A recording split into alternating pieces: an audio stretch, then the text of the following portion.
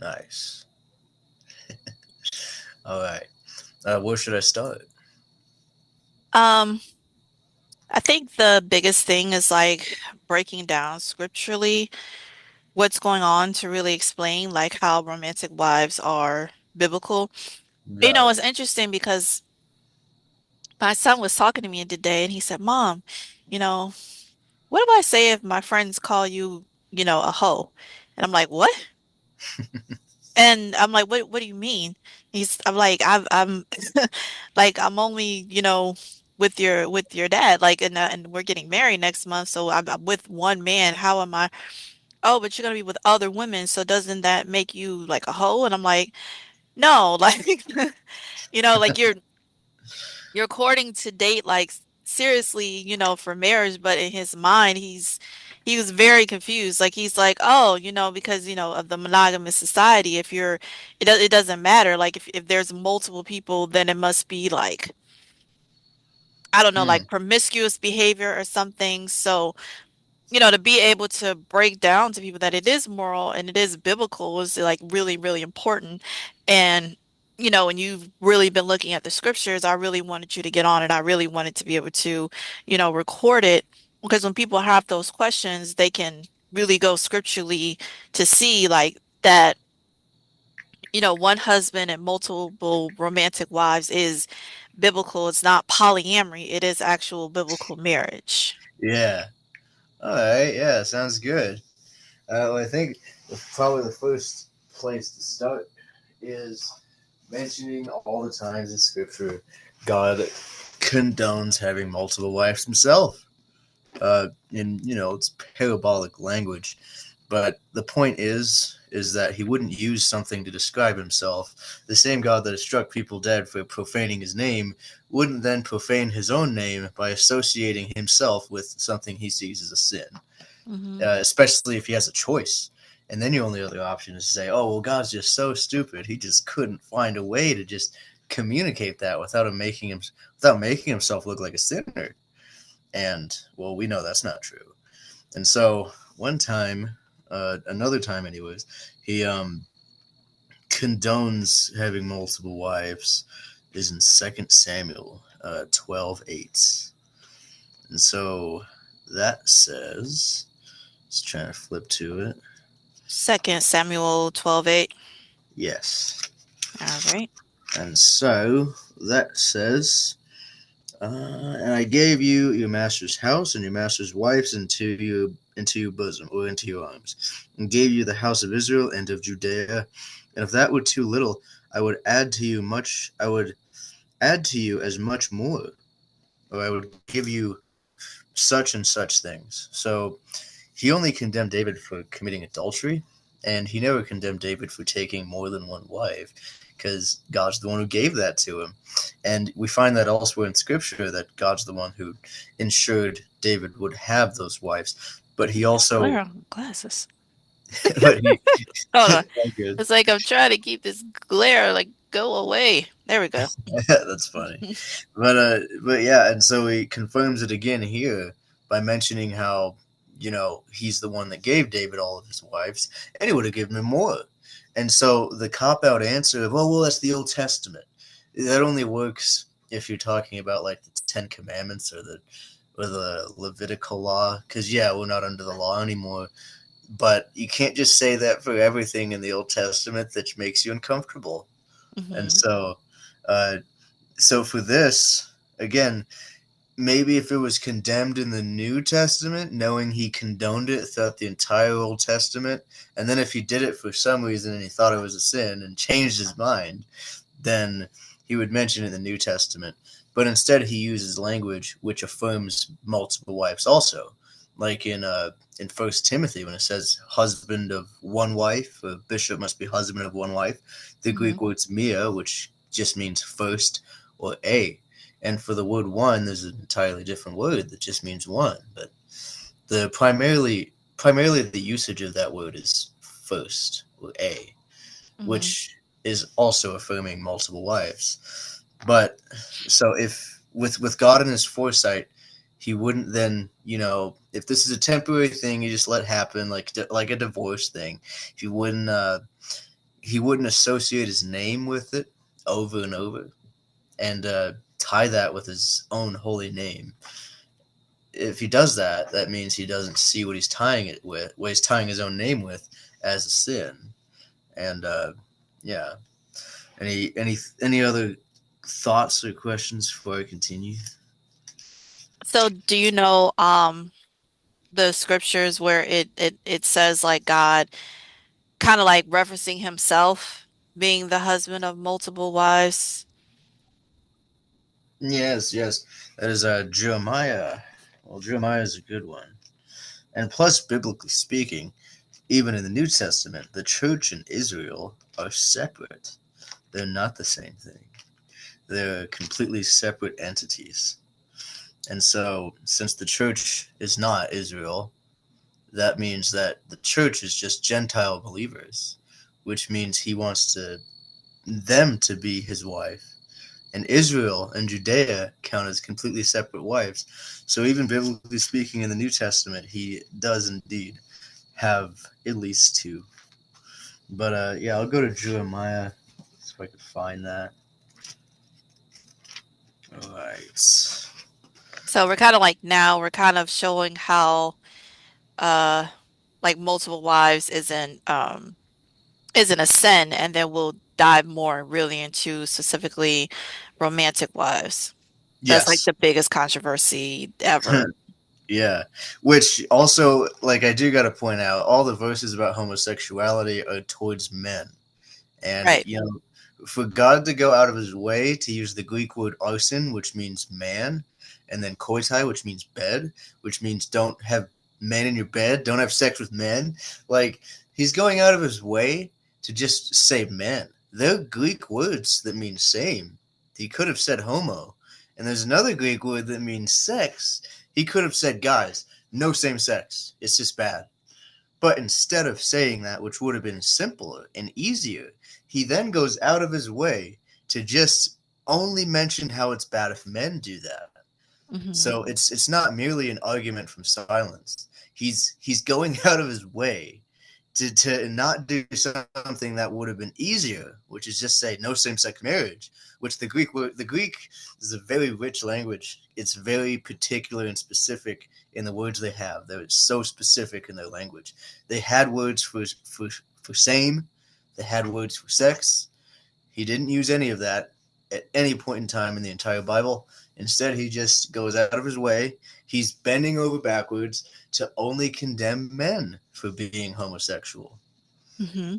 And so I had to I had to point that out. But man, okay, it's Jeremiah 30 chapter 31, verse 31, I'm pretty sure. Verse Um 31. yeah, you're probably going to beat me there. You used to have your app, Noah. It makes it faster. Oh, okay, okay. Yeah, you're right. I see it. The new covenant. Yeah. And so he mentions plural. He wants to have a new covenant with them. And elsewhere in Scripture, he says he sees Israel and Judea as separate wives, which I'll try to pull up that Scripture and look either in my notes or other places to find that So it again. says the new covenant, uh, 31. Behold, the days come, saith the Lord, that I will make a new covenant with the house of Israel and with the house of Judah, not according to the covenant that I made with their fathers in the day that I took them by the hand to bring them out of the land of Egypt, which my covenant they break, although I was an husband unto them, saith the Lord. Yes. Wrestle with this. Oh, my bad. So I Yeah. guess he's kind of referencing that he was a husband to both Israel and Judah, almost Yeah. in the connotation of them being two wives. Yes. And let me find the verse that says Israel and Judea were both, because it mentions how they were both unfaithful and they were both whoring around, which symbolic, but that just translates to Israel and Judea both fell into pagan worship. So let me find that verse, because I could find it anytime, but when I need to find it. But yeah, and so we not only have that, but until I find that, which I'm still looking, just gotta dig up old notes. But So until then, we could mention how in the New Testament he also uses parables that affirms multiple wives. Okay. Because most mainly people just say that, oh well, that's a parable, so that doesn't count. But again, he would never say something like, "Oh well, I raped 5 women and I didn't get to rape the other 5." And this is about the rapture. That's the 10 virgins is about the rapture. But regardless, he wouldn't make himself look or use an example that he sees as a sin to describe himself. And the bridegroom in that parable is Jesus. And so he Hmm. mentions how he has 5 virgins and the other 5 weren't ready, so he couldn't marry the other 5. And so again, that's another example of him using language like that, only doing that because he doesn't see it as sinful. And if he did, he would have never used that language. Oh wait. Okay, awesome. All right, Jeremiah, uh, chapter 3. Oh, Okay. chapter 3. Okay. And Yes. I'm following along with you in my Bible app. Nice. Because the biggest thing is that if we're going to make an argument, we have to use scripture because we don't want this to be our words, our beliefs. It's just all we're doing is just pointing out what scripture says, and we're just living by scripture and just showing that this isn't some type of alternative family, alternative lifestyle that you've been made to believe that it is. It's literally just Yeah. biblical marriage. We're just going back to natural, holy, biblical marriage that has been put some type of perverted twist on it, when it's nothing perverted about it. People have taken it and made it about sex and made that the forefront, and instead of really understanding what it was for and how the family benefited and how, it made things a whole lot easier and it made families a whole lot stronger. And Hmm. so my thing is to really challenge people, to the ones that will accept it, to take the perversion out of a biblical family, like a family of romantic wives, because it's nothing perverted about it. It's just the way that your mind has been taught. So you see sex when sex is not even going on that often. Like Yeah. even in a marriage, how often are married people honestly having sex versus going to work, versus raising the children, versus spending time together, versus cleaning the household, doing Bible study, being in your word, things like that. What are you having sex maybe 25 minutes in a day? You're not even having sex every day. Nobody has sex every day. Women have a set like 5 to 7 day cycle. So they can't even have sex every day anyway, right? Because this when Hmm. you're sort of like on pure, you're not supposed to have sex, right? That's biblical. So, Yeah. it's just like I don't understand what we're saying. There's no way that a plural family, the forefront is sex. There's no way. There's so much more that you're doing. If it's just based on sex, you would be confusing yourself, because this is something where you're having to manage multiple emotions and multiple relationships.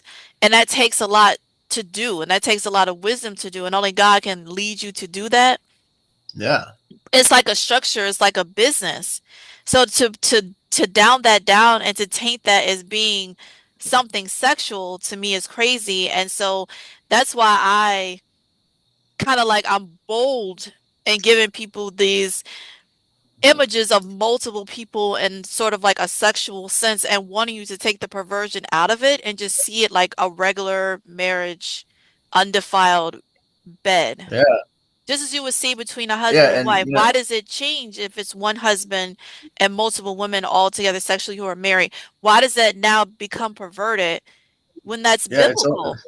Yeah, it's only perverted, like the accusation, like, oh, you only want 2 women because you just want to have sex with them. Well, I mean, we're not going to act like that's not a reason. That's not the main reason, not at all. And if it is, then they're not going to bother marrying the other women. They're just going to go fornicate, which the world approves of.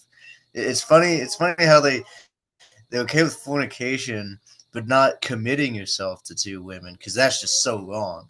You should just like screw these women over and just like use them as objects and like not care for them committing to both of them is just wrong. Like that's kind of what it really causes more. It causes more sin and more people to sin if you encourage sleeping around. Mm. But if you encouraged for that man to be loyal or to hold fast to both of them, then there would actually be less sin. But encouraging monogamy, screwing a guy over to go against his own nature God set him up with, and then he only thinks it's wrong if he goes after more. If he found out he could commit to both of them and be with both of them, there'd probably be less sexual sin going on, which is more than likely the reason Satan pushes monogamy on everybody. Monogamy as a whole is fine, but it's it's not pushed on the world to have multiple wives because that's beneficial for women and also men. But yeah, so and it causes more sexual immorality if I just force monogamy on everybody. Satan doesn't do that because he's a righteous person. And I don't have an But issue with monogamy, but yeah, I think, like you said, it should be a choice. You should be able to have the information because polygamy is not for every woman and it's not for every man. Everybody's not mentally equipped. They're not emotionally equipped to deal with something from that multitude, that large of a standpoint where there's a lot going on, a lot of pieces that you have to understand.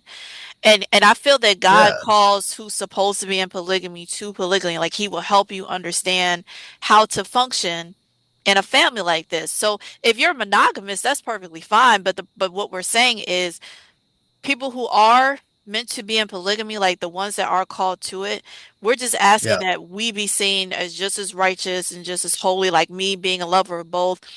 I have a head, that I'm with every day, that I'm marrying, Yeah. why is my marriage going to be seen as perverted because we're all married, unified together and having kids and raising the kids and in one household? Why is that seen as perverted to you? Why do you think that's less holy than just a man and a woman together? Well, it's just mainly just because of brainwashing and just forcing. Monogamy's fine, but monogamy only is strictly a pagan concept. And now, when you believe that, you're not only throwing God under the bus, which Hmm. chose to associate himself with multiple wives multiple times when he didn't have to. Like he could have just been like, "Oh, Israel, Judea, oh my gosh, you guys are terrible daughters. You're terrible. You're just like the prodigal son. You could have just like you could have been in my house, like eating and stuff, but then you went out to eat slop with strangers and defiled yourself slash do pagan worship. He could have done that, and he would have done that if he saw any of that as a sin, but he didn't. That's why he went out of his way to associate himself with having multiple wives, even in the New Testament. And even if it was all in the Old Testament, it wouldn't mean anything because Hmm. Jesus is the God of the Old Testament. That's him. Like nothing's changed. The only thing that's changed is you don't have to follow the law, and you're not under the law. That's about it.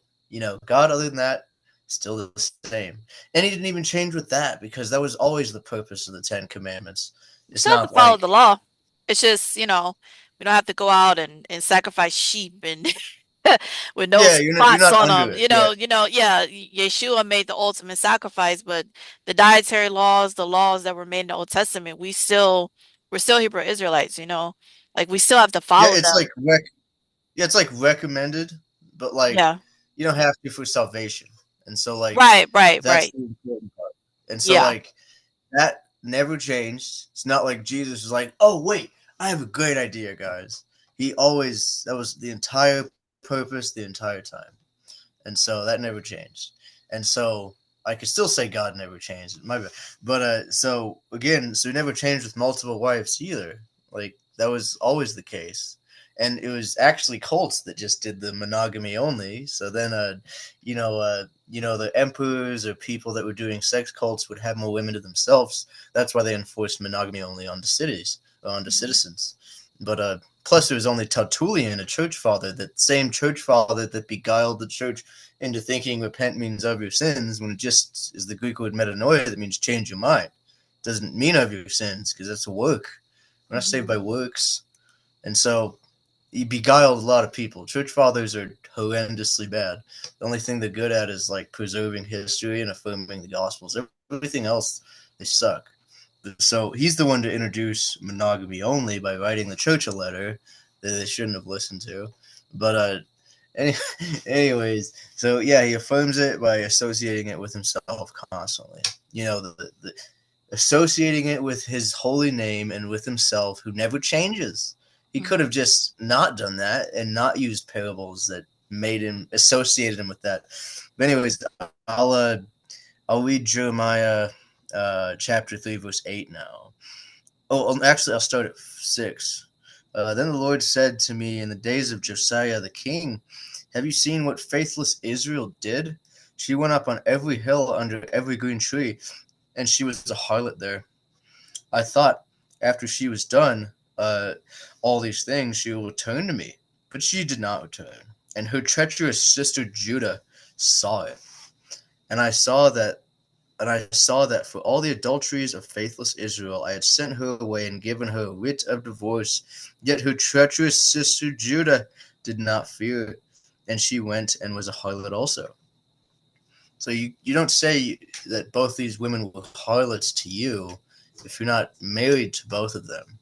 But Hmm. that's just another point. Because of the lightness of her harlotry, she polluted the land and committed adultery with stones and trees, pagan worship. Yet, in spite of all her treach, despite of all this, her treacherous sister Judah did not return to me with all her heart, but rather deception, declares the Lord. And so that's one. So that's him. I was affirming Judah and Israel as two separate wives. Now it is all in the land of Israel, but he sees them as separate wives, and then he's saying he wants to be married to both of them. And this isn't even counting the church, is another wife. We are one of his wives as the church, spiritually and symbolically, and we are not Israel. Israel are like completely separate and different. Hmm. They're it's a totally different thing. So that's three that he has, biblically speaking. And that's another example of that. There's another one in Isaiah. I'll try to find that one.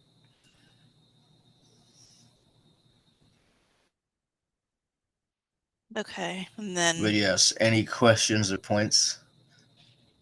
no, I think after that one, we can kind of move to scripturally arguing for that romantic wives is biblical. Alrighty.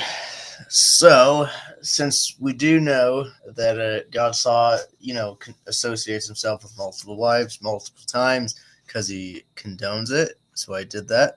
Um, for the exact same, so knowing that, the same thing applies with the logical conclusion of that, and what he also tells his church slash wife, one of his wives, to do. And so in Romans 7, uh, verse 2 through 4, it commands Christians. Well, actually, I'll just show you. 2 through 4. Yes. Oh, still not there. I hardly use this Bible. Uh, do you want to read it? Okay, so we're Romans 7, 2 through 4. Mm-hmm. Okay. Yeah. For the woman which hath an husband is bound by the law to her husband so long as he liveth. But if the husband be dead, she is loose from the law of her husband. So then, if while her husband liveth she be married to another man, she shall be called an adulteress. But if her husband be dead, she is free from that law, so that she is no adulteress, though she be married to another man. Wherefore, my brethren, ye also are become dead to the law by the body of Christ, that ye should be married to another, even to him who is raised from the dead, that we should bring forth fruit unto God. Okay. So for the audience, I don't want to hear, oh, well, it's symbolic, so none of it matters. We all know it's symbolic. That doesn't. Look, we're affirming and agreeing that it is symbolic and it is a parable. That doesn't change the fact of what he's insinuating or what he's suggesting, and the actual thing he's condoning in this example, just as much as he condones multiple wives by using it as an example to describe anything that has to do with him.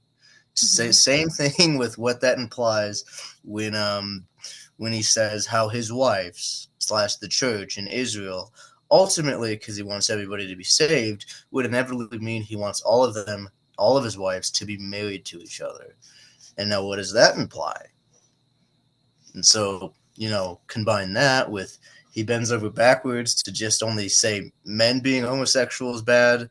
And I should probably address Romans 126 because this is the only possible thing you could possibly use to even slightly, possibly insinuate that women having sex with women is also wrong. But kind of just have to read into that. So Mm-hmm. it's Romans 126. For this reason, God gave them up to dishonorable passions, for their women exchanged natural relations for those that are contrary to nature, and the men likewise gave up the natural relations with women with consumed passion for one another, men committing shameless acts with men, and receiving in themselves the due penalty for their error. And so the argument for this is saying that, oh, well, don't you know it says likewise? So clearly likewise means they were both being homosexual. But they were both doing things that was against nature. If we look at it in context, all it says is they were both doing things that were against nature. And the only time it ever brings up homosexuality is Mm-hmm. when it's talking about men. Strangely, never does that when talking about women. Just mentioned how the only similarities these people, men and women, had is that they were both doing things that were against nature. So that means the women were getting gangbanged and, having five dudes on two women or five dudes on one woman or having sex with animals or, yeah, that's the type of stuff they were doing. That was the things that were against nature. So you Mm-hmm. can't say that, oh, well, they were just both being homosexual because all it says is they both did things that were against nature. For the women exchange the natural relations for those that are contrary to nature, and the men likewise gave up their natural relations with women. And so that's the likewise part. They did things that were against nature. And then it goes on and says, and were consumed with passions for one another. So then it goes to specify. So it's saying, oh, yes, these men and women, they both did terrible, abominable sexual immorality that was against nature. Oh, and the men were being homosexual. That's Mm-hmm. what it's saying. So it's only going on to be specific about homosexuality when referring to men, and Mm-hmm. it never does that with women. So again, it just mentions how both things parties were doing stuff against nature, and any homosexuality mentioned is towards men again. So I have to do a lot of stretching. I have to become like Mr. Fantastic to imagine that he also just, or to assume that he meant that, oh, women were being homosexual too, and that was the problem. Which, to be fair, it is not good to do that without a husband, because Right. then you're just being like a body that moves around and like walks around without a head. It's Without a head. abominable. Mm-hmm. Yeah, it's like a body just twitching around and doing stuff without a head. It's scary. It's unnatural. Or Well, or or just or women taking the roles of men and acting like dudes. So like being a dyke, that's not good either. well, see, that's the You're supposed to thing. That's the keep them. attack, is to take the man out. See, Yeah, when women feel like they don't need a head, it only really becomes an issue once nature sets, and that nature is when you want children. So when you want children, and I'm here to tell anybody, like, you cannot replace a father in a child's life. Two women cannot replace a father. Now you're looking at a little baby that doesn't know anything, but eventually this baby's going to grow into a child, and a kid is going to look at the world and look around them and say, "Hey, where's my dad?" So you just got a hmm sperm donor. You don't even know who this guy is. But some kids look up the sperm donor to try to find their father. They have a clause that, hey, if this child wants to find you, they can find you. So it's hmm like you're creating, to me, um you're creating a very selfish situation, oh because yeah, every child needs a father, and three women, four women, five women cannot replace a father. And at some yeah, point, that child is going to ask, "Where's my father?" And for the rest of their life, there will be an empty space in them that's angry that I don't have a father. Even if, say, the father walks out, there's still an anger in that child that will always long to find this person that is half a part of them. That's right. So at some point, nature will take hold and take precedence of what we're talking about anyway. Yeah. And Even if so you like try to leave the man out, once they want to have a child and you're thinking about a present father, that's when, normally in lesbian relationships, cheating happens, when a woman will go out and she'll be with a man and then the father, because she thinks about there's supposed to be a father. So why don't we she's trying to understand? Hmm? she's trying to deny her dual nature, Yeah, her her dual dual sexual nature. nature is already there. So what we're saying is there's been a family that has been biblically created for you if you have a dual nature that's already set in place where you have a husband and a father that's already in the home versus you trying to go out and get a Yeah. donor or some sperm donor or something. At some point you need a man. At some point, regardless That's of right. what you do, if you want children, which most women do, at some point you're gonna need a man. So you can never X the man out of the situation. I don't care how much you try. And you're gonna want a present father for your children. Like I said, it's all cool when they're a little baby. When they become a child and they start asking questions, your heart is going to bleed knowing that you Yeah. took the right of this child to even have a father out of their life. Even if a father is not that great, a child will Yeah. smile from ear to ear just to be able to have the presence of their father. They don't care. And so you Right. don't set it up to take that away from them because of what you think or what you it is because you could still have the same love that you desire, which is Yeah. having a woman that you could love and you could be married to, but who told you you had to remove the man?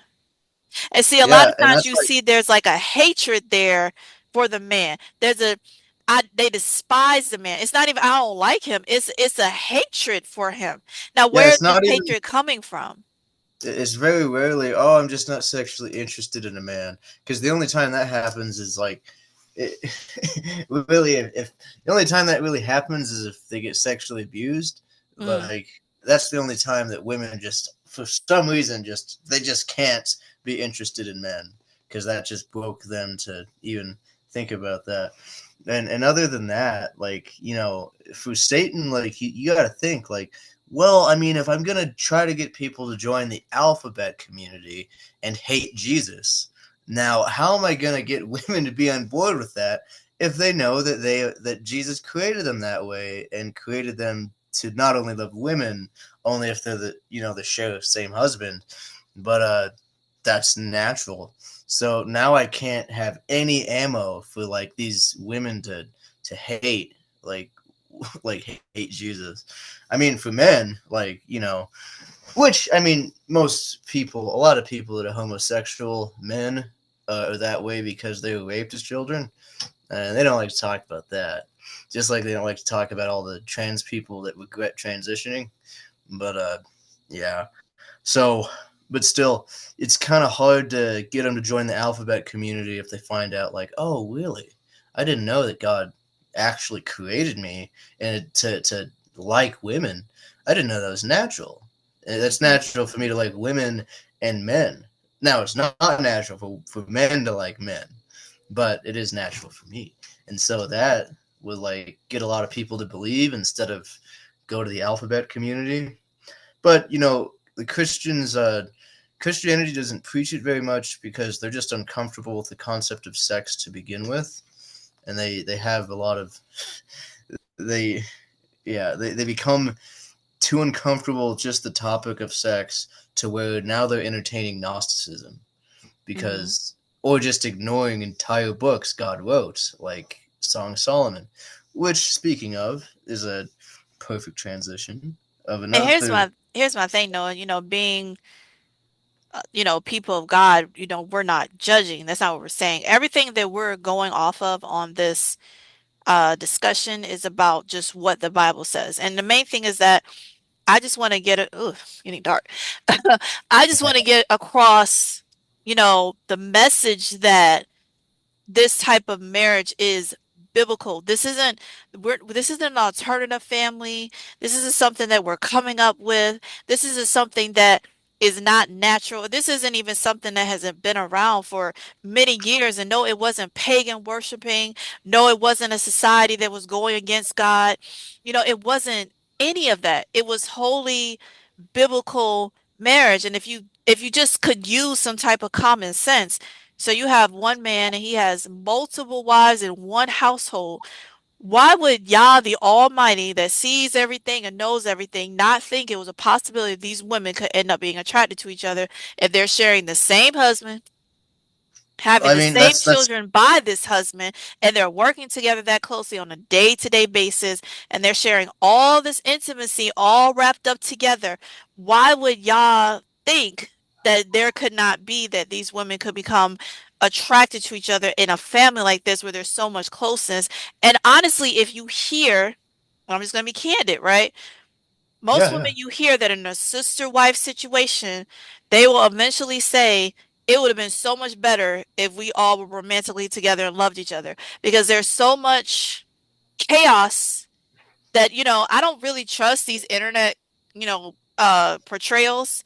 When you really get to know them in a nitty-gritty, there's a lot of chaos and things going on because these women do not romantically love each other. There is still a competition for that man. That is the only love that they are receiving is from him. And you got yeah, multiple people trying to do it versus they all romantically love each other. And yeah. And like, you will let's hear look at them, it. yeah, you will hear them candidly say it would be much easier if we love each other. So what is that telling you? That it was set up in a polygamy type way for the women to love each other, and that's all you see. Well, women don't have to be bi to be in polygamy. No, they don't have to be bi, but what I'm saying is it does work out so much better when you actually have real romantic love for this woman that's right here, and you see her as a spouse as well, and you have feelings for her as well. You want her to receive so much happiness. It has nothing to do with sisterhood or whatever. This is really Yeah, somebody that you truly, care about very deeply. And so you want to see them be loved, you want to see them be cared for, and it's very genuine because this is somebody that you truly romantically love. So what you experience with that person being in that type of marriage is going to be totally different than, say, if this was a sister wife, you in one room, she in one room, one night he with her, one night he with you, yeah, y'all trying to yeah. come together and be cordial, Yeah, it's going to be different. yeah. Romantic life is the logical conclusion to just multiple wives in general. Like, for example, God hates it when men are even naked around each other. Like, you can't. He doesn't even like it if like you have like if you're having sex with your two wives, and and your son, or your roommate, he's also having sex with his other two wives. He doesn't even like you being in the same house, like together, and just being naked around each other, doing sexual things around each other, like completely separated. Has to be separate. He doesn't like Mhm. men being naked around each other at all.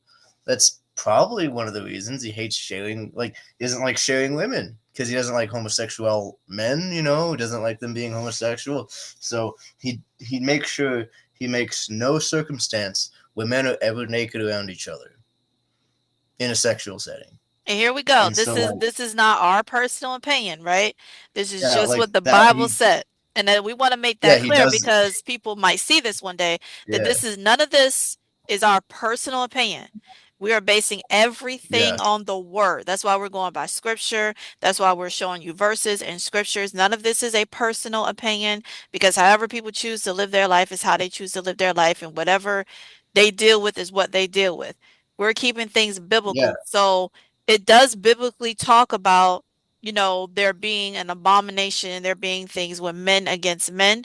I don't have a personal opinion about that. I don't have a I'm basing everything on the Bible, and I don't have a personal opinion about women being with women, but I'm basing on the Bible that it makes it very clear that a woman is not to remove her head, and we're just giving examples of what happens when, you know, these type of things happen and what we've seen happen. And when a woman removes her head, how much more difficult that life is going to be. Let's just make this very clear. And let's just bring this home to reality. Okay? Yeah. You want to have children as a lesbian couple, right?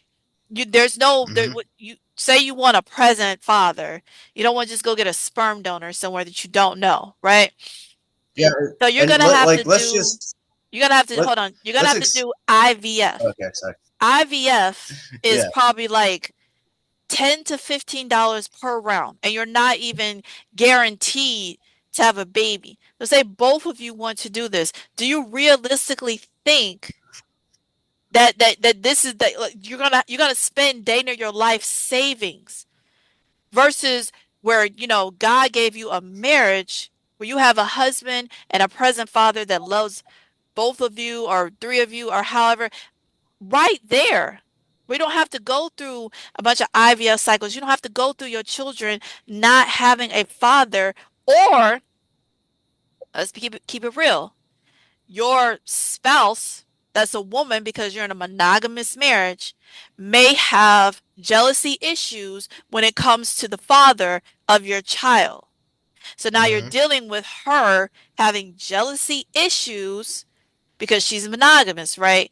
Because you share a child with this man, but you're trying to raise a child because you want a present father. There's just so many things that could make it a lot harder than if you This open your mind to the marriage that we're talking about and not see men. Well, you have to choose a good man, right? But really focus on choosing a man based off his character and not letting your past experiences turn you against men because every man is not like that. Yeah, and also don't pull a Solomon, so don't like date unbelievers. And don't fall for the but I could change him, I'll totally change him. I'm totally sure that's what Solomon thought, when he dated all those pagan women and they convinced him to talk to demons. And so don't do that.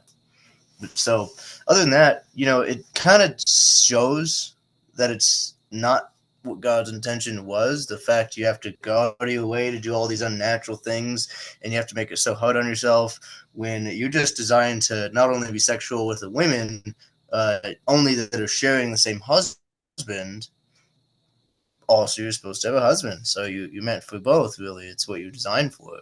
And not only that, but that also parallels with the idea that, oh well, yeah, you could have multiple wives, yeah, but oh, dude, them having sex together, dude, that's so gross. Like, why would you do that? Like, what are you talking about? Like, that's just the natural conclusion. If God wasn't okay with that natural, obvious conclusion, He wouldn't have been okay with the entire thing in the first place. Yes, He's okay with the entire natural conclusion. Like, He wouldn't be like, oh yes, I want you to have 5 wives. Oh, but make sure like you only have sex with one of them at a time, and they're all separate and like never have sex with them together or anything. That's wrong. He wouldn't ever really do that. That's the kind of the whole point of him having both. Not only man and women, but you being in that marriage in the first place. You're also designed to fellowship with the other women, so that would involve also sexuality. And even if we take it to a another parabolic parallel, um, since we're seen as Jesus's wives, even though it is symbolic, calm down, I mean, but he's still implying and condoning the action by him using that as an example.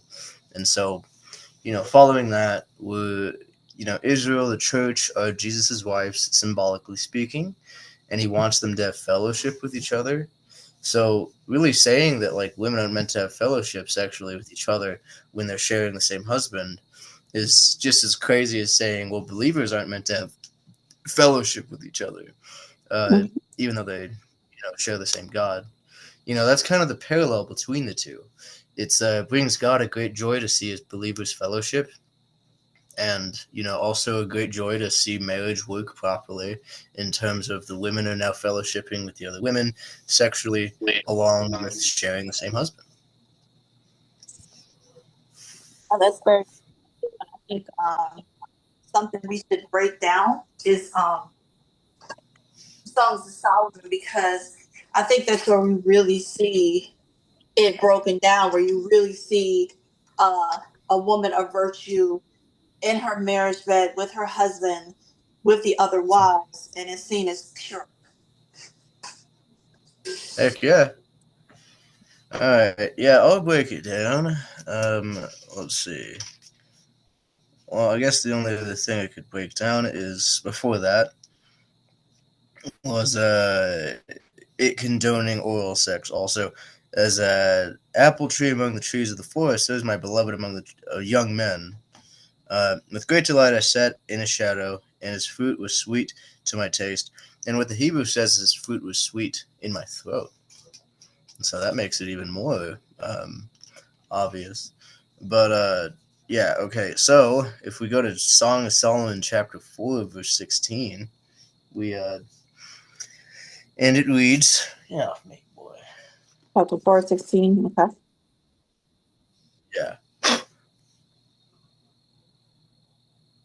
All right, and it Sorry, says, hold on. um, Let me okay, get there now. All right, so nice. chapter 4.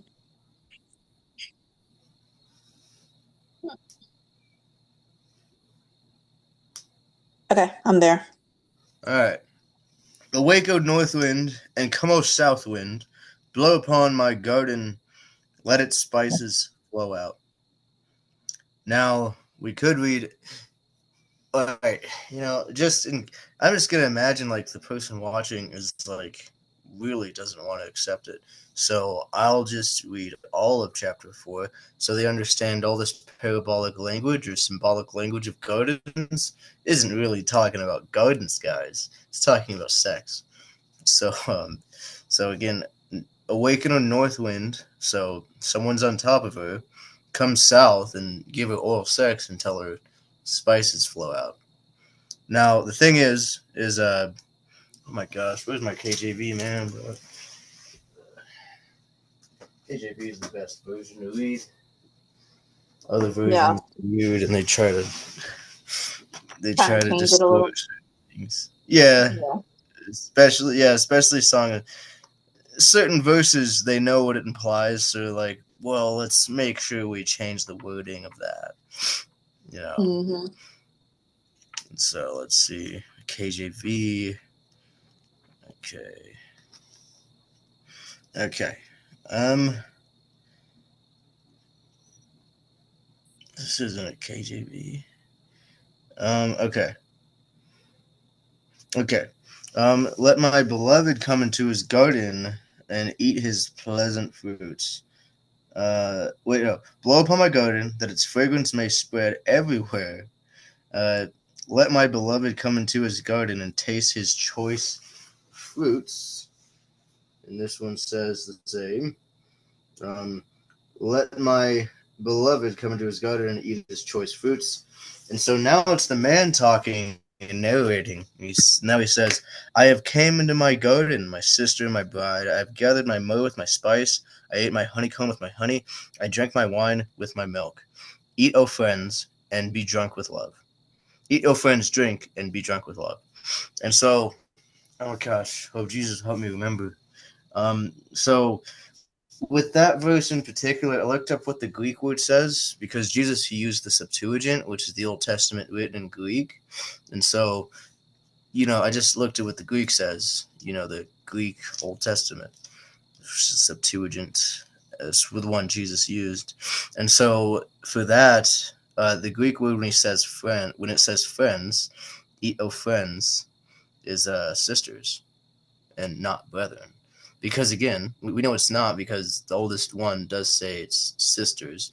They then tried to change it to say brethren, but that doesn't even work because the context of this verse is it's about sex. They're in the bedroom having sex. And so there are no brethren here. There's no other men here other than Solomon. And so it is definitely not brethren. We just know that with context, let alone the original Septuagint says sisters, the Greek word for it. But so, and one thing I forgot to mention is okay, as soon as it says eat friends and drink and be drunk with love, it is also the female talking. So it switches to the female talking again. And it says sisters in the Greek, so keep that in mind. So eat, O sisters, drink abundantly, and drink abundantly, O beloved. So I don't know why these versions take out the part where she's then talking to other women, and now, now just makes it seem it leaves out that part where she then has to readdress her husband. So for some reason, it leaves that part out. But let me show They're you changing in the KJV. original version of what it meant. Yeah, let me show you the example of that. Yeah, they do that. They don't because it's I pretty don't. That's not. easy. That doesn't surprise me. I mean, it's pretty easy to find out, like, just reading it honestly, like, what it's implying. And so Yeah. they're like, oh, well, that makes me uncomfortable. So let's change that. And so the KJV, because Satan's bound by rules, he still has to let the truth exist. Because he runs this world. If he really was able to, it'd all be exterminated. There'd be no chance of you finding any of this stuff out. But he's bound by rules, so God makes him and forces him to allow the truth to be known. So he's very limited in how much he's allowed to deceive people, which is why he has to allow the real versions to still be there to some degree. And so that in the KJV it says, "I've come into my garden, my sister, my spouse, the man talking. I've gathered my myrrh with my spice. I've eaten my honeycomb with my honey. I have drank my wine with my milk." And then switches to the female talking. That's why there's a what's it called? No. Anyways, a colon. There we go. Eat, O friends, drink, ye sisters, drink abundantly, O beloved. So she has to readdress her husband Mm-hmm. because she was talking to the other women that were in the bedroom, and that's why she has to readdress her husband. She does the same thing in verse 16. Awaken, O wind, O north wind, and come, O south wind. Blow upon my garden, let the spices flow out. Oh, and also let my beloved come into his garden and eat his choicest fruit. So she was not talking to the husband when she said that. When she said this command to give her oral sex, she wasn't talking to the husband. She definitely wasn't talking to other men. We know Now, Jesus is. how do we know Yeah. she wasn't talking to the husband? Because people are going to argue. Like if you say if you go to Chat GPT, Yeah. they will argue that she's talking to her husband and the whole time. Uh, well, yeah, they only do that because they're presupposing it's a monogamous relationship and that there's no one else in the room, which, again, contextually is pretty stupid because by the time he even wrote this book, he already had multiple wives. It's not like Right. he pulled that. It's not like he pulled the soy boy nonsense where he just like, oh, guys, no, I'm just going to have sex with you one at a time. He definitely did not do that. I guarantee he did not do that. Right. And so, like, again, so they're presupposing that it's just one man and one woman in this sexual intercourse going on, when that 100% was not the case. And they're only presupposing that because of their bias, because of what the world taught them. The world that's ran by who again? Yeah, so Jesus didn't push monogamy on you. Monogamy's fine again, but saying it's, multiple wives, something he associates his own name with constantly, is evil. Right. If it was, he wouldn't really associate his name with it. So again, everyone else who understood that and understood multiple wives is okay, like early Christians before Tertullian, they read this verse and they understood, like, oh yeah, there's more than one woman in this bedroom. And so, plus, if we go look at it, it says, "Awake, O north wind, come thou south, blow upon my garden." I mean, if we read the rest of Song of Solomon before that, we know garden means either a woman's naked body or a vagina. Mhm. And so, that the spices thereof may flow out. Period. Let my beloved come into his garden and eat his pleasant fruit. So, if she then has to address her beloved after she said all of that, then it wasn't who she was originally talking to. Mhm. So if I say, "Oh, well, let Jessica do X and do Y," oh, man, and then let Sarah do X and do Y. well, I'm clearly wasn't talking to Sarah when I said the first part, and so it's the Talking to multiple people. yeah, so it's the same thing. So if I make if I mention giving oral sex and I'm like, oh man, I would love for Jessica to do that, and then right after that I'm like, oh, and let and let what's another name for a woman? Oh, and let Molly do that too. Uh, Mm-hmm. well, man, I wasn't talking to Molly the first time I said that, was I? That's just basic language, of how it's just basic communication that transcends languages. If I said like the same sentence in Hebrew, all the Hebrews would understand. Well, oh man, well you definitely weren't talking to the second person you just mentioned when you first said that. That's why you had to mention her again. That's why you had to mention her, because if you wouldn't have to mention her if you're already talking to her, and that's just Right. communication. But no, so we know this isn't symbolic food. Well, it is symbolic, but this isn't just means a marriage feast. Oh, they're just having a wedding supper, and it's just dinner, guys. That's all that's going on. It's totally like literal honeycombs and wine that they're drinking. No, Mm-hmm. it's about sex. It's all about sex. Like, unless you're just like so insecure that you're going to fall into some sort of lust that you try to villainize the whole concept of sex in a vain attempt to not be lustful, which actually makes it worse by doing that. I remember I was the least lustful I've ever been when I realized God's sacredness and value for sex that he really had. When I realized that, then I became as least lustful as I ever was. And so, Mm. but Out of respect. what's up? Out of respect for God. Oh, yeah, yeah, yeah. And out of respect for God and knowing that how much he actually reverences, respects, and has a sacredness for sex, when I Mm-hmm. realized that, that's what made me not be lustful. But Mm. people think, oh, well, if I trash sex and I just say it's evil and I just don't think about it, it's terrible, then I won't be lustful. But then it actually makes it worse because you're opening up Yeah. spiritual doors for oppression because you're blaspheming Jesus by saying the thing that he created is evil. It's perverted, right? Yeah, which is Which Gnosticism. is not. Yeah, yeah, that's Gnosticism. And a lot of the church fathers had a big Gnosticism problem. They kept trying to interpret the Song of Solomon to be like, oh, well, guys, no, it's just about Jesus' love to the church, guys. That's all it's about. It's not about, like, Solomon having sex with his multiple wives. It's not about that. They don't never even like no, they don't ever even mention. I don't think I've ever been to church where they've read the Songs of Solomon ever in life.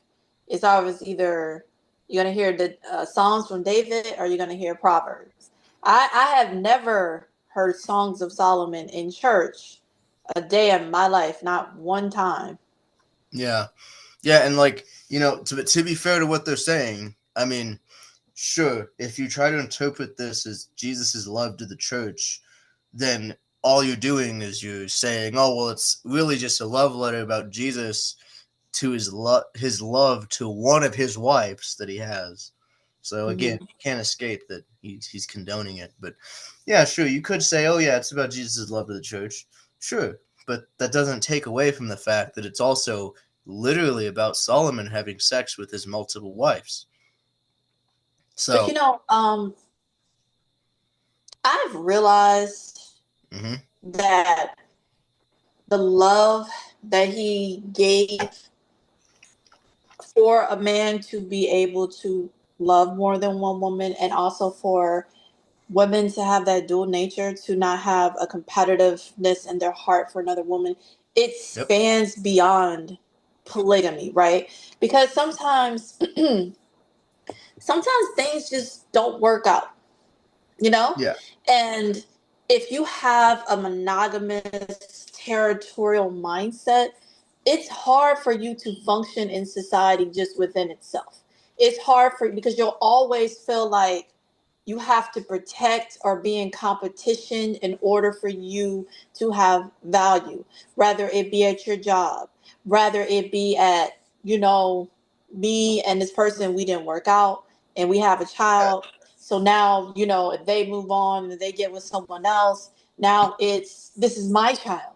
and don't you like her, and don't you do this, and don't you do that. See, it goes far beyond polygamy.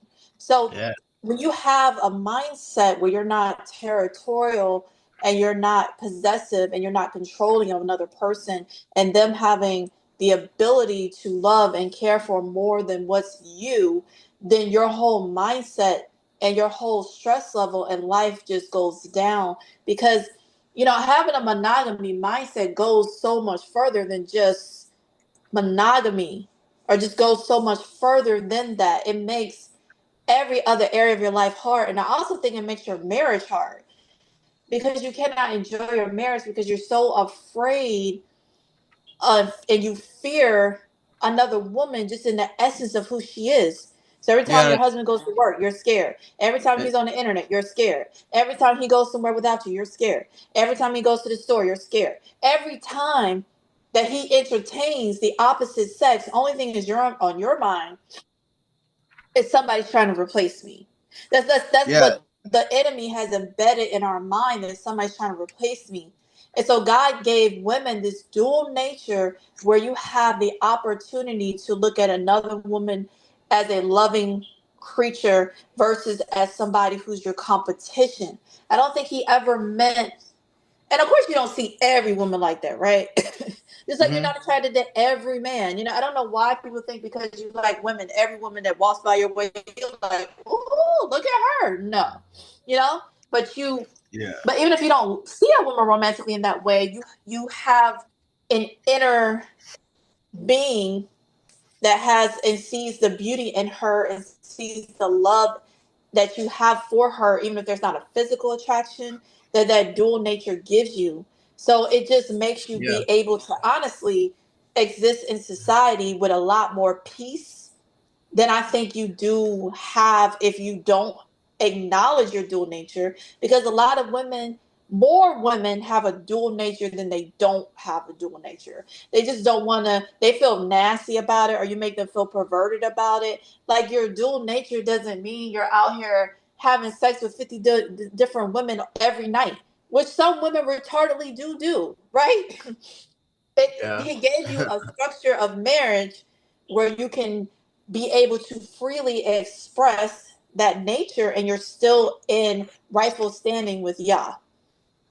Yeah. And like, there's like another argument that people try to be like, oh well, women like being sexual with each other like just didn't exist back then. It was only men, which is retarded. Like, are you really honestly gonna tell me? Oh yeah, women back then in Greeks and in ancient Greek, cultures, they would never have sex with each other. That was just a concept they would just never do. I mean, there are poems, ancient Greek poems, talking about how women have sex with other women. And even if that were true, that's not a concept back then. Well, the God that transcends time, all of time, and is warning and telling people and prophesying of the future and telling them timeless truths. Do you think he's going to be like, well, I'm not going to mention how I don't like women having sex with other women because it's just not in their culture, I'm limited. God's like totally limited to what he says by the cultural understanding of the day, right? No. Right. So if he really thought it was wrong, he would have mentioned it. And then the prophets just would have been like, that's crazy. Okay, well, that's not a concept that exists. I don't know why he would mention that, but then it makes sense later. So if we really did have a problem with it, even if it was not a concept back then for women to do that, which isn't even true, but even if it was, that wouldn't change the fact, and it wouldn't change God from saying he doesn't like it anyways. This is the Mhm. same God that showed John revelations, stuff nowadays that's about to happen, the time frame we're in now, revelations happening, the end of the world. John, a guy 2,000 years ago, got to see all of that. This is the Mhm. same God that showed John all of that and made him write it all down. And you think that he's just not going to tell people something because they just don't have an understanding or a concept of it in their time? That doesn't make any sense. But anyway, it was definitely a thing that was practiced back then. Definitely not as much as male homosexuality, for sure. Right. It was a concept. that people knew about, and God Mhm. did not condemn it. And that is a trash argument for saying why God didn't speak about it. He could have just like say he didn't even need to mention women. He could have just said, "Hey guys, no same-sex marriage. Right. Just no, just don't do it." Like, and that would have encompassed men. So no men homosexual, no women homosexual. You could have just said no same-sex marriage at all, and that would have been fine. Even if the But the funny majority of part things, is, if you look yeah, up homosexual, like if you go anywhere and look up homosexual, men will pop up. yeah, and like You know that? he yeah, it was mostly men that was doing it back then. That's correct, but it was a concept for women to still do that. And even if it was like unheard of in society, he could have just said, "Hey, no same-sex marriage," and then people still would have just thought about mainly men because that's what was mainly happening. So the same message of anti-men being homosexual still would have came across just as powerfully if he said same-sex marriage.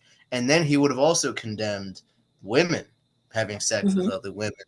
But instead, he bends over backwards again because he's not limited by cultural understanding or by time. This is much so the weight of him not mentioning that really is just holds just as much weight as if he would have not mentioned that nowadays, because this is a Right. timeless entity that is not limited by cultural understanding or by time. So there's nothing stopping him from saying to this prophet, inspiring him to write, no same-sex marriage instead. Okay, so And let's. that would have condemned men just as much. But he doesn't do that. Instead, he bends over backwards to only condemn men for being homosexual and never women. Now, you can't just say that's an argument from silence, because he's going out of his way to only Right. mention men. I mean, that's not the same as like saying, like pulling a Matt Dillahunty and saying, "Oh, well, there's 12 generals in hell," and then just saying, "Oh, well, the Bible doesn't say it doesn't say that." The Bible, where does it say it doesn't say that? Right. Like, so that's an argument from silence. That's retarded. But that's not the same as God going out of his way to only condemn men when he could have just said same-sex marriage. But Let's so, let's keep going with Songs of Solomon because we really want to break this down for the people.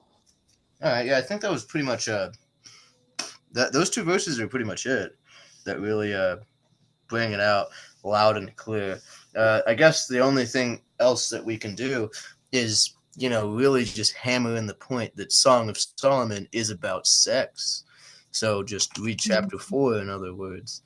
And, I already gave the verse. Now, Yeah. the part about the vineyards, when they go down to the vineyards and the pomegranates, I think Mm-hmm. that is definitely one we should talk about. Let's see which one that is. You That's mean a like, big one you mean because, like, mm-hmm. yeah. Let me see. So that is.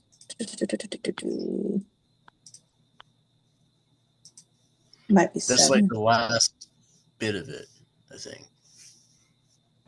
Yep. So it starts Song of Solomon. So it says Song of Solomon 7, verse 10 through 13. Let me know when you got it. Okay, 1 second. Uh,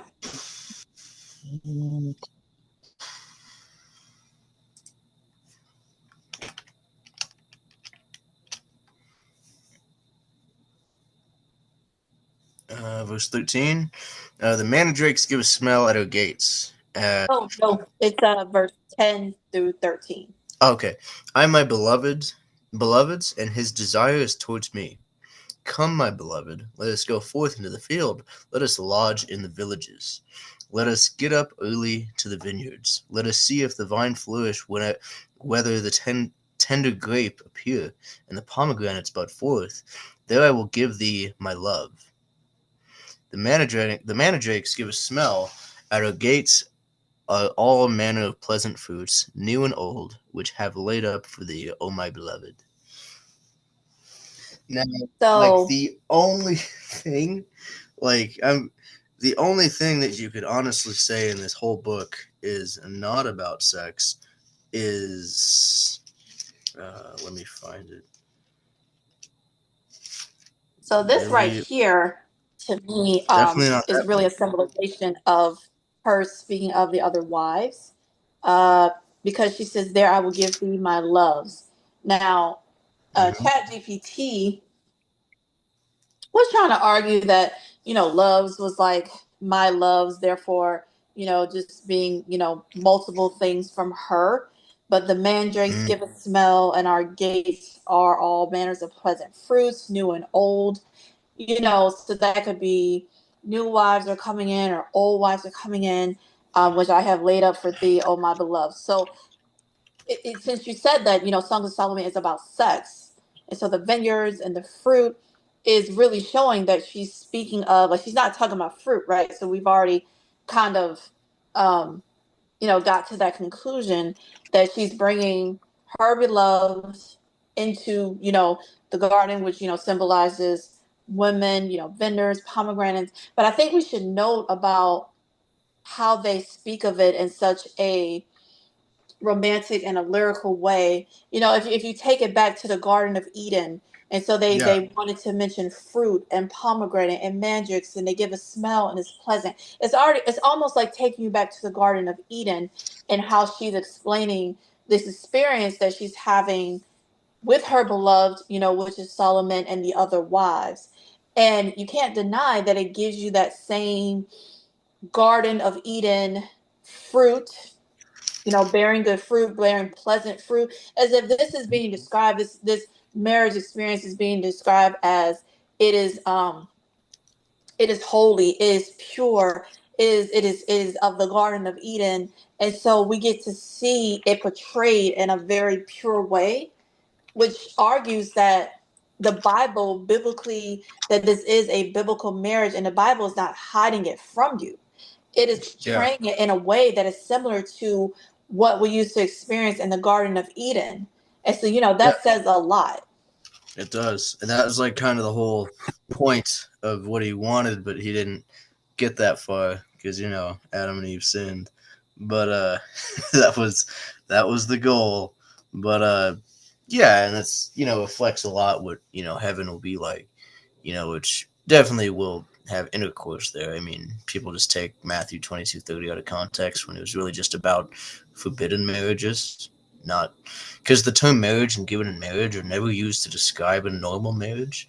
It's only ever used in the context of the Bible to describe a forbidden marriage, like being gay, like men being homosexual, or like fallen angels coming down and interbreeding with women, which is why it says they married and were given in marriage in Noah's day, which made giants and all that, or Mhm. Sodom, or what's going to happen in the end times. See, every time it says marriage and given in marriage, it's referring to forbidden marriages. That term is never used to describe a normal marriage. So if I say, "Oh, dude, didn't you hear about Tommy and Joe? Dude, they're marrying and being given in marriage in that town, dude." Then everyone would know, like, "Oh, dude, they're just being super gay." Like that's what that meant, and everyone knew that's what that meant. So no one got the idea in Matthew 22:30 when he said they'll neither marry or be given in marriage. Nobody ever got the idea that what he really means is that in heaven you won't have sex, and you won't actually do it. Nobody had that understanding because that was literally just a common way of saying they're doing forbidden marriages. That's what everybody thought. The eternal celibacy doctrine wasn't even thought of until centuries later by a church father, again with these church fathers. But yeah, about the chapter 7 verse, yeah, a lot of that, yeah, is about sex. It's again like the royal procession, which is in chapter 3 of Song of Solomon, verse 9, is like the only verse that is not about sex, Mhm. and everything else is about sex. And so like it's very obviously about sex. Like if someone's really gonna go, oh well, you pervert, he's actually just talking about drinking wine and milk and eating honey, you pervert. Of course he's not talking about sex. It's they're most likely just in denial because they're Mm-hmm. uncomfortable, and that's probably about it. But it's it's very obviously all about sex. So anytime it actually mentions a garden, it's probably not actually a garden or the or It's any about sex, fruits. honestly. I think that there is a lot of romance. I think there's a lot of love there, and the way that she's talking, it seems like there's a lot of romance. There's a lot of reverence. Just by her mentioning, the fruits and putting it in a very lyrical way. I not only see intimacy, but I see love. I see love between you know, the beloved in the Song of Solomon, and I see the love between the wives, and that's what I really wanted to point out, that it's definitely not just about sex. You really see her reverencing the other wives as far as like um, the love that she has for them. The way that women have a dual nature, it's not it the sex is like 15% to us. We actually do truly love and care for the other woman. And I really like that this shows her really reverencing the other wives, almost like, as spouses of hers too, as women that she loves and adores as well. And I Yeah. think that that needs to be the forefront of the argument, not sex, because just saying it's sex really downplays the way that women really, when they have a dual nature, how they really do love and care for one another. Well, I would just say it's godly sex, which means it's not just like meaningless, like throwing around of people's bodies for pleasure, but it's like Yeah. intimate for real reasons because they actually love each other. And that's the only reason they're having sex. Hmm. It's like it's backwards nowadays. Well, not nowadays. People have always been like that, but yeah, like, oh well, I love you because I love you, therefore I'm gonna have sex with you. And now it's Hmm. back. And then it could always be backwards for a lot of people. And then they're like, well, I have sex with you, and that's why I love you. And big difference. But Right. this classic That's godly, not yeah, yeah, this is an example of godly sex, love which means whatsoever. they love God, they love each other, therefore they have sex. It's not they have sex, therefore now they love each other because they have sex. But it's they already love each other, that's why they have sex. And yeah, so yeah, that's good that you pointed that part out too. But yeah, so it is, yeah, all about that, all about romantic wives and godly sex. Yes. So let's see, verse 8. Man, just find out that version is not a KJV. It's disappointing. Okay, last chapter, chapter 8. All right. Oh, that thou wert as my brother that sucked the breast of my mother when I should find thee without I would kiss thee. Ye, I shall not be despised. I would lead thee and bring thee into my mother's house. Who would instruct me? I would cause thee to drink of thy spice wine, of the juice of my pomegranate. Nice. See, I'm telling you, KJV is the best version, not only for the gospel, but for like all those other things, which is why it's a lot more clear. Juice of my pomegranate, Mm-hmm. but so his left hand should be under my head, his right hand should embrace me. After that, I charge you, O daughters of Jerusalem, that you stir not up nor awake my love until he please. Who is this that come up from the wilderness, leaning upon her beloved? I raised thee up under the apple tree. Thee thy mother brought thee forth. There she brought thee forth that bare thee. Set me a seal upon thine heart, as a seal upon thine arm. For thy love is as strong as death. Jealousy is cruel as the grave. The coals thereof are coals of fire, which hath a most vehement flame. Many waters cannot quench love, neither can the flood Floods drowned it. If a man would give all the substance of his house for love, it would utterly be contemned. Be contempt. We have a little sister, and she has no breasts. Where what shall we do for a sister in the day when she shall be spoken for? If she be a wall, we will build upon her a palace of silver. And if she be a door, we will increase her with boards of cedar. I am a wall, and my breast like a tower. Then I was in his eyes as one that found favor. Solomon had a vineyard at Balhaman. He let out the vineyard unto keepers, every one for the fruit thereof was to bring 1,000 pieces of silver. My vineyard, which is mine, is before me. Thou, O Solomon, must have 1,000, and thou keep the fruit thereof 200. Thou that dwellest in the gardens, the companions hearken to thy voice, caused me to hear it.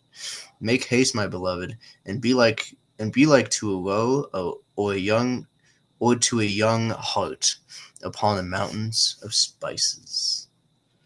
And that's it. And that's the final chapter. Any questions before I break it down? Good. Nope. We had a Oh, pretty long session and really explaining,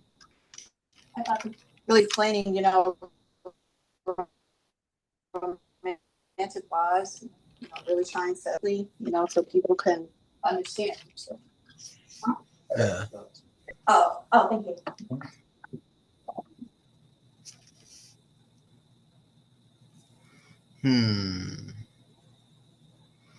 Yeah, and so with chapter 8, again, it's like, oh, okay. All right. So let's see. Solomon had a vineyard at Bahaman. So that sounds like he's talking about a real garden for this part. Uh, he allowed out the vineyard unto keepers, everyone for the fruit thereof was to bring 1,000 pieces of silver.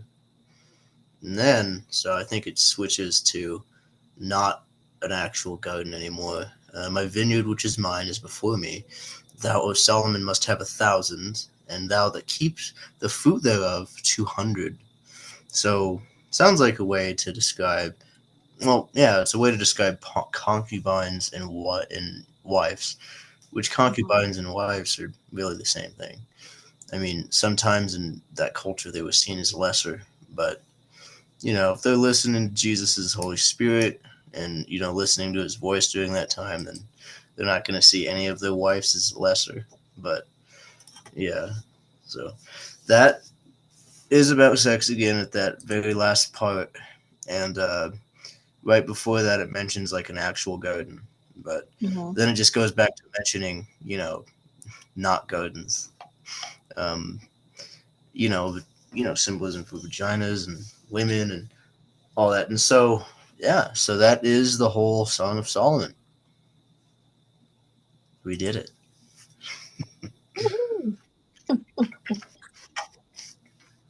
Well, hope someone is educated by that. Yeah, me too. I think we and it's still so much more for people to understand, but I think our biggest thing was just the biggest thing is just to stand on the word, to keep your personal, feelings or whatever it is you're experiencing, out of it, just really to really stand on the word. And the word, um, the word will show itself every time. Yeah, I mean, especially Once again. because okay.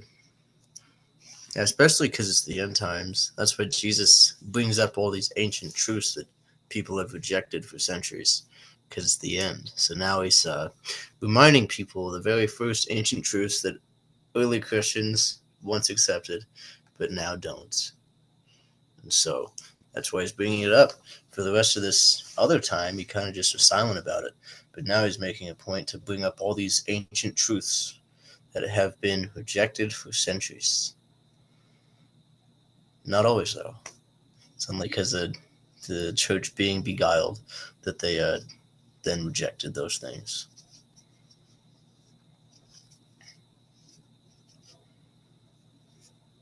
Very true.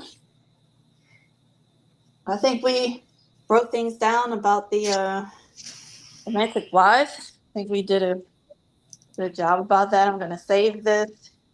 Awesome. But send it to you, Noah. Thank you for getting on with me and just really breaking stuff down. And if you ever have anything else that you have, that's a argument for romantic wives, like, excuse me, Poppy. That's an argument for romantic wives. Like, yeah, definitely want the people to see that. Heck yeah, thank you. Yeah, and again, just with the Romans 7:24 thing, like, again, he wouldn't use if he was not okay with the